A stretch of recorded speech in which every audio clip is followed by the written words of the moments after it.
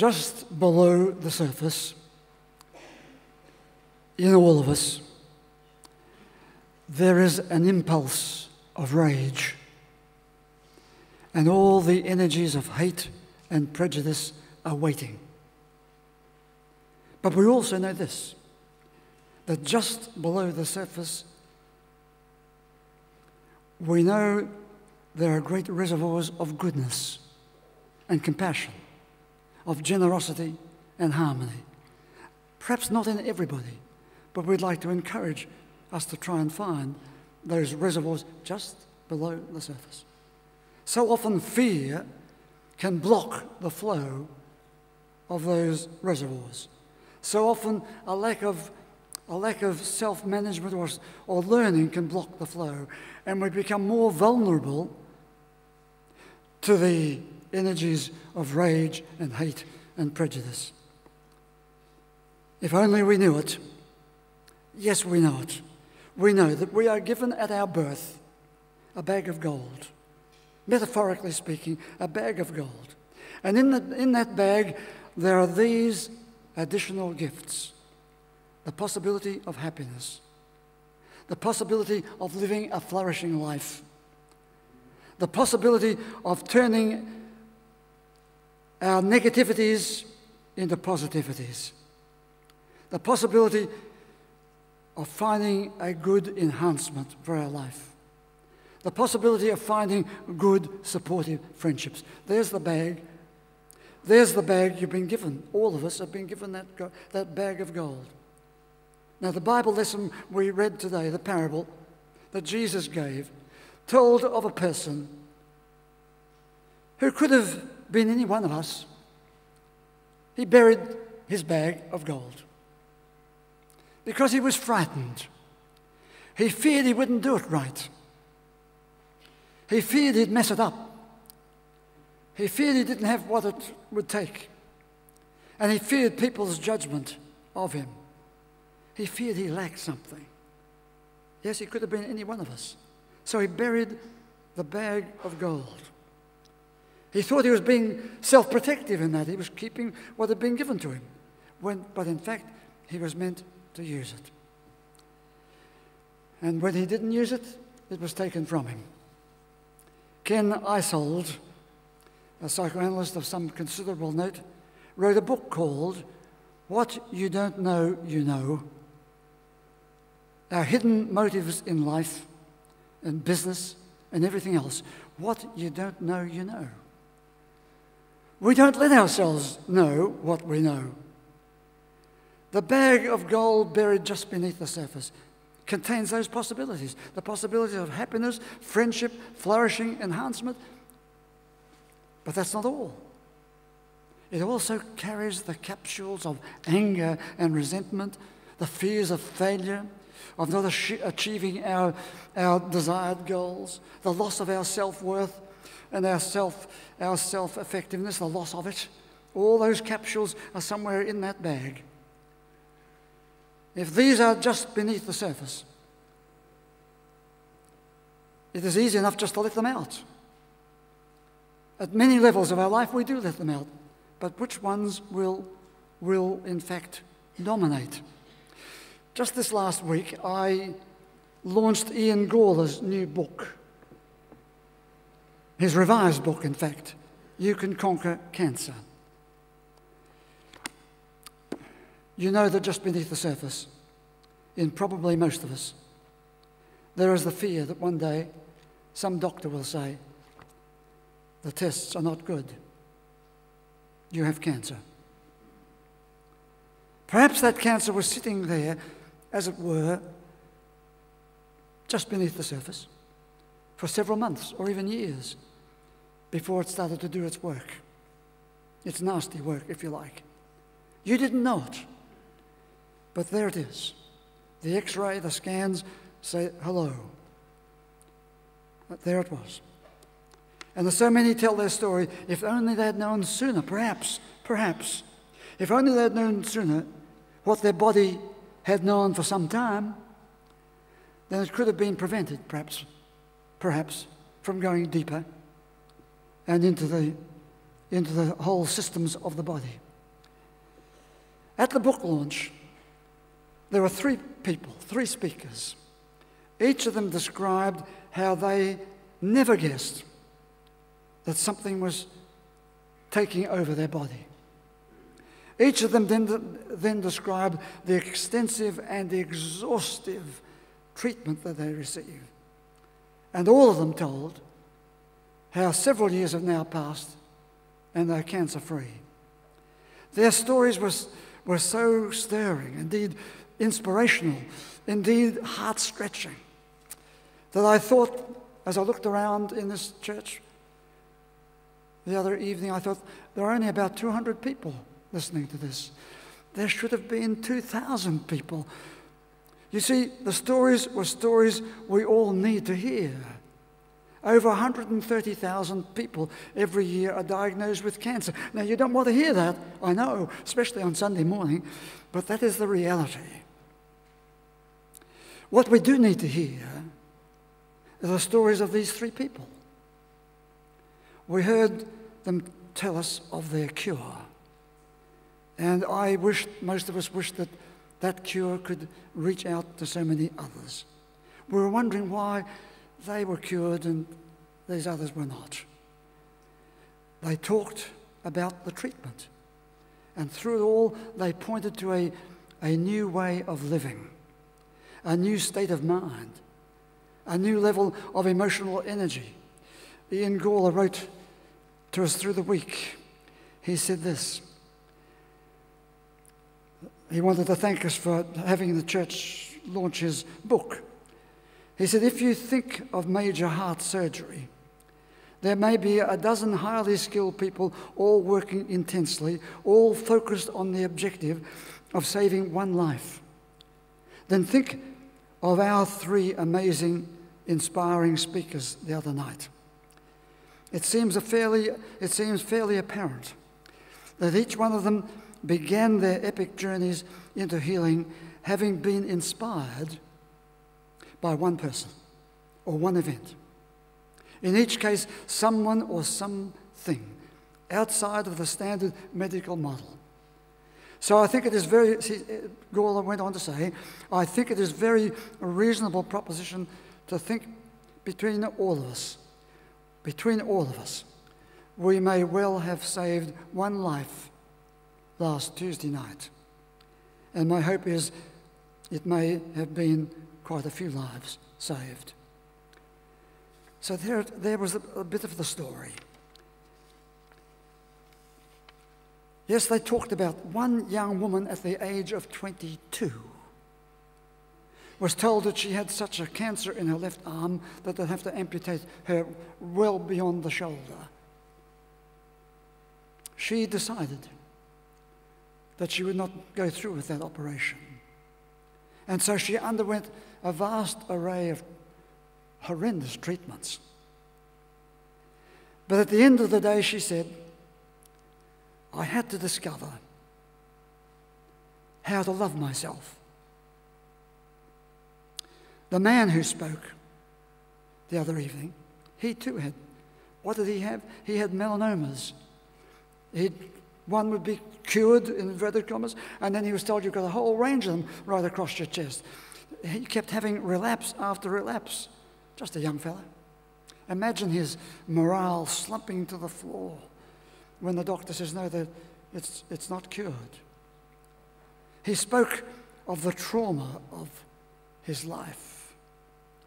And as he did so, he also showed us all how in the face of trauma you could laugh. The power of laughter, he said, pulled him through. And then the middle-aged woman spoke. She said she had to stop all of her fears and aggravations and concentrate on her bag of gold that she had just under the surface. A bag of gold containing a new love of life that had to be stronger than the presence of death that was always breaking through the surface. There's a story, isn't it? Just beneath the surface, these things can be happening. But just beneath, there's the answer, or not so much the answer, there's the other side of the story, isn't it? That just beneath the surface, these people were showing us what a wonderful spirit could be demonstrated, expressed, even in the face of their trauma and grave illness. I once treated a woman in her 70s. For 37 of her years, maybe more, she carried just beneath the surface, not a bag of gold, oh no, but a worn-out bag loaded with disappointment, discontent, that spread out into physical ailments and a lot of pain. She'd been a very competent professional woman, but just beneath the surface, there was a resentment over matters that would make anger full of ongoing resentment. Her treatment involved draining off that resentment, that psychological pain, that energy, and identifying the appropriate positive energy that would bring to her a better way of living with herself and living with the world. A remarkable story when that sort of thing happens. Of reading this book of Michael Eigen, I've quoted from his various books before, and this book is called Rage, and he tells of various examples of people becoming victims of rage to such an extent that they can't really live their life positively, can't really have proper, enjoyable relationships. But then at the end of the book, he says here, let me find the place. He says, at the end of the day, we discover that a miracle is possible. Sometimes I see the miracle happen. And I remind people of his words. Yes, sometimes, just beneath the surface, a miracle can be waiting to happen. We often don't know what will bring it about or if it will come, but for some it comes. A man in his late 40s, a really good man, externally competent. He had long-standing difficulties with close relationships.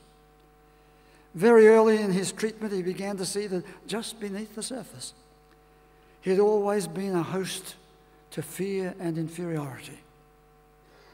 So just beneath the surface, there was a struggle going on between the competent person in one area of his life and this other person of low self that was taking over his life in other areas.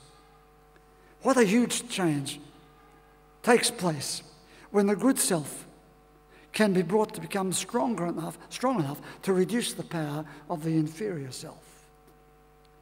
We know that just beneath the surface of a kindly face and those plausible, appealing words, there can be all those energies of an uncontrolled, unregulated emotion. Sometimes people call it a tizzy fit. Well, you know, I can do without them, can't you? In myself and in other people. We also need to be reminded that just beneath the surface, even though we might be subject to those uncontrolled emotions, that just below the surface, in all of us, there is this other bag of gold, given to us at birth, in fact. And it contained back there the possibilities of happiness, of flourishing, of friendship, of enhancement. Of course, you buried it. You didn't practice it. You didn't learn how to effectuate it, how to have friendships, how to do things to enhance your life. So we're likely to bury the bag, and so the possibilities are buried there too, never getting ample, predictable expression. So how do we get the bag of gold out from under the surface? The good bag of gold with the good gifts that are in them. I'm going to give you a couple of suggestions. First, we need to believe that it is there, waiting to be activated. If you dismiss what I've been saying as a whole heap of rubbish, then of course it's gone. The bag has been buried so deeply that you'll not believe, you'll not recognize it. Many are very cynical about the bag of gold, especially when they come and sit in church on Sunday mornings. They'd say, what do they know about it? In these days, there are those who want evidence-based accounts. So let me give you such a statement for what you'd like to have. I've told this story way back years ago. I remember hearing the famous Australian artist Arthur Boyd describing his camping expedition out in Middle Australia. And he said, we erected the tent and set things out, and then we sat down for a while and listened to the silence of the great canopy of the night air. He said it was so still, so silent. It was awesome. And then we went into our tents and went to sleep. But in the morning when we pulled back the tent, he said, look what is happening. What has happened? Something, he said, during the night, there'd been this vast amount of activity. You could see it all in the soil, that thousands and thousands of insects had obviously been digging and running and careering here and there. He said the markings were so astonishing, it was evidence of the energy of ebullience. You see, that's where I got that word from years ago. I use it so often, ebullience. Ebullience. It means that great reservoir of explosive good energy, excitement, ecstasy, ebullience. Use the word, for there it was dramatically portrayed. The ebullience of the night life activity. It is another reminder that in the darkness of our life, there is an energy, an ebullient energy at work. And it can be stronger than all your doubts and negativity. But you've got to believe it's there. It's a given. The second thing I'd say, the bag of gold with those good gifts inside it. I'd like you to get the imagery of it, because sometimes when we hear the words, but get the imagery of it being brought out from beneath the surface and open it out to see the possibilities of happiness, friendships, flourishing, enhancement. And once you're enhanced, you begin to enhance others. They may not dramatically change your life. They may not bring a cure to your illness, but they are far more demonstrably desirable compared with those other ingredients that compete for expression: resentment, anger, quarreling, constriction, self-denigration, and self-hate. The third thing, the bag of gold in the Bible story is a tangle between looking after himself and pleasing the owner who had given him the gold bag in the first place. So it's a conflict between self-protection and fear of what the other might do to us. I've spoken many times before of Ian Sutti's classic book called The Origin of Love and Hate. If you were to give love and hate visible imagery, you might see them like two large birds sitting on a high fence in your front garden, if you have such. And both of them watching for their chance to fly down and take over the front yard. Love and hate. Dr. Sutty said, of course, hate often wins because we have a taboo on tenderness. We have a repression in us. It's learnt, if you like, a repression of affection. Love, he wrote, has become aggressive and anxious. Of course, we could add it also becomes demanding and impatient, with readiness to be defensive and non-mutual. Our healing task, as the hymns were saying this morning, our healing task is to restore the energies of love and tenderness, not only towards others, but essentially towards ourselves. Even when there is an intellectual awareness of what is desirable, it can be accompanied by what Ian Sutty called a hardness and a cynicism with a cover of anxious, angry infantility, infantness, if you like. Love can turn into hatred, which is merely its negative or frustration aspect, he said. And so the bag buried just beneath the surface can be a bag of hatred, a bag of such frustration that it is hatred by another name. But settled there, leave it settled there, and gradually it can do a lot of damage. Not only to your relationships, but also to yourself. So although there are so many easy or glib solutions, we set out our constant goal of creating a therapeutic energy around the positive self-enhancing goals of life, so that they will neutralize that negative energy buried just beneath the surface. The fourth thing. We don't like to admit it, but fear sits just beneath the surface, and it inhibits the best expression of our personality and works to generate the various domains of an anxious, locked-up life.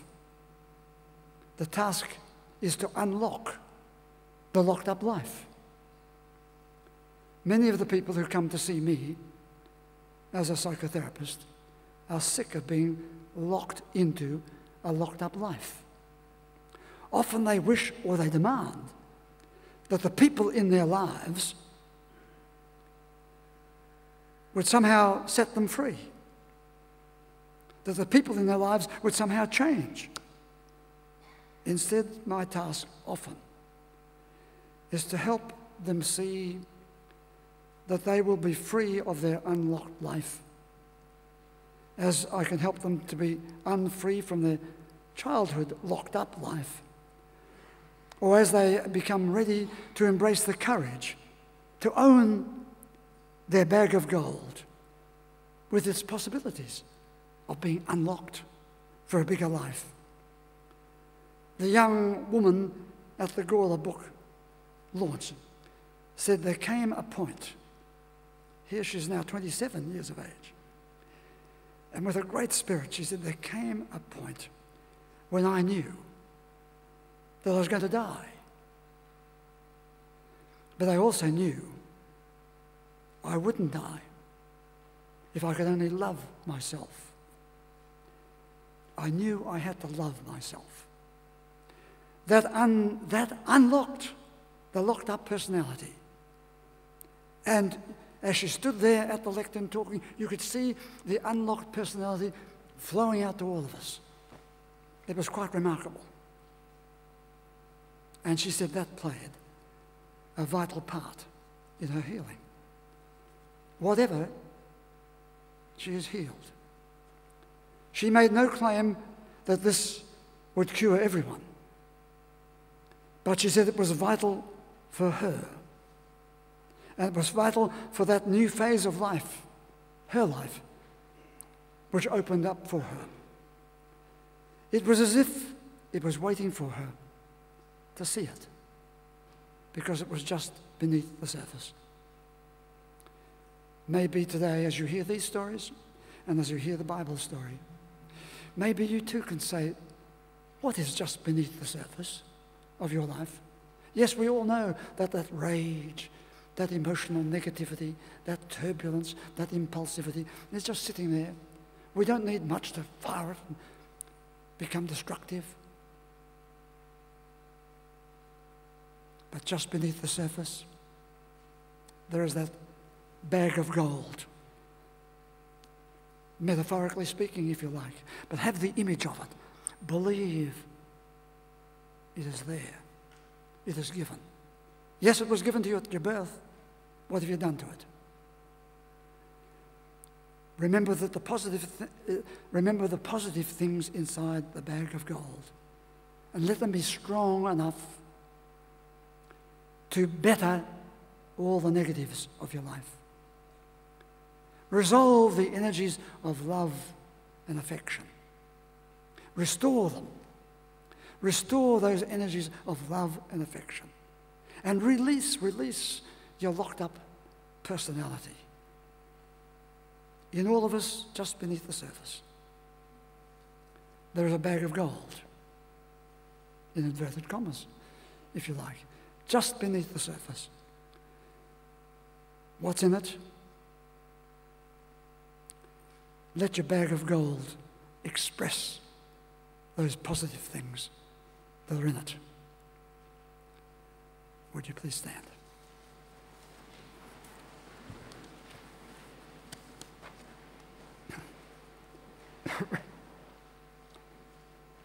As I sat listening to the addresses the other night, and then I heard Ian Gawler speak, and at the finish of it, he gave a little blessing, just in a couple of words. He said to everybody gathered, he said, "May you live a long life and a good life." And it prompted me to think, I will change my blessing for a while. You know the blessing I usually give? May the God you see in all the colours of creation. I thought it prompted me to write a new blessing. Here it is, the blessing for today. May you live a long life. May your whole being flow with goodness and generosity. May your mind be free. May you discover good energy within you. May you be surrounded by good energy. May you reach out to good energy beyond you. May that good energy, which is the energy of a good spirit, comfort you, strengthen you, give you courage, give you new faith in a new way to live. May the good spirit furnish you with good memories. May your God go with you and bless you today and always.